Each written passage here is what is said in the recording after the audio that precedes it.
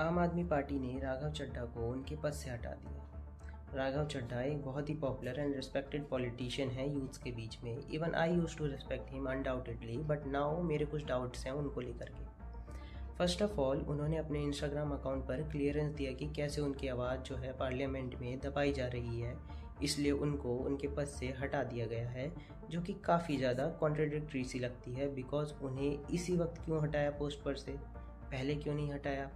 इतने सालों से वह आम आदमी पार्टी के नेता थे और पार्लियामेंट में ज़रूरी मुद्दे उठाते थे और आम आदमी पार्टी उन्हें बोलने देती थी, स्पीचेस का मौका देती थी। But the thing is he seems to be playing a safe game for a long long time. ऐसी बहुत सी चीज़ें हैं जिनको उन्होंने जानबूझकर अपनी स्पीचेस में शामिल नहीं किया, एंड उनके बहुत से एक्शंस भी ऐसा शो करते हैं कि वह सेफ गेम खेल रहे थे अब तक, just to keep his image crystal clear among the citizens. First of all, he refuse to sign in favour of CEC impeachment. हम सब जानते हैं कि चीफ इलेक्शन कमिश्नर ऑफिसर जो है कैसे कॉम्प्रोमाइज्ड हैं। देन एलपीजी क्राइसिस हुआ, उस पे साइलेंट। मास ले ऑफ्स हुए, उस पे साइलेंट। फॉरेन पॉलिसी पे साइलेंट। राइजिंग फ्यूल प्राइसेस पे साइलेंट। आईटी रूल्स में अमेंडमेंट हुए, उस पे साइलेंट थे। और अभी सोशल मीडिया अकाउंट्स विदहल्ड हो रहे हैं लोगों के, और बहुत पहले भी किए गए हैं, उस पे वो साइलेंट थे। स्टॉक मार्केट ब्लड बाथ हुआ, क्रैश हुआ, उस पे साइलेंट थे। रुपी फॉलिंग अगेंस्ट डॉलर, उस पे साइलेंट है, उन्होंने एक शब्द नहीं बोला।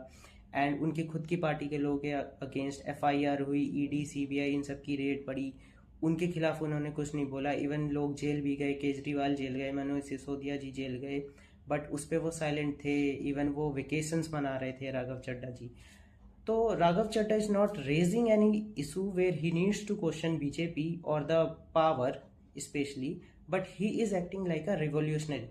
The real con man is not the one who gets caught, but he is the one who betrays you without even letting you realize that you have been conned, my dear friend. But देखना ये होगा कि ये जो doubts हैं वो सच साबित होते हैं या फिर राघव चड्ढा एक अच्छे पॉलिटिशियन निकल करके आते हैं, वो अपनी एक नई पार्टी बनाते हैं instead of joining BJP, and वो रियल इशूज़ पे ऐसे ही बात करते रहते हैं न्यूट्रल होकर के, और वो किसी भी इन सब चीज़ों के अगेंस्ट में नहीं बोलते।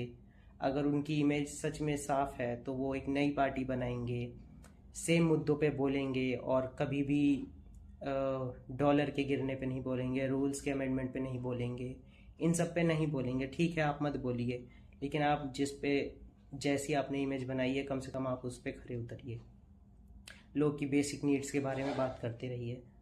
तो शायद जो रिस्पेक्ट आप खोने वाले हैं या खोएंगे वो बची रहे। अगर बीजेपी ज्वाइन कर ली तो शायद ही कोई रिस्पेक्ट बचेगी उनके लिए।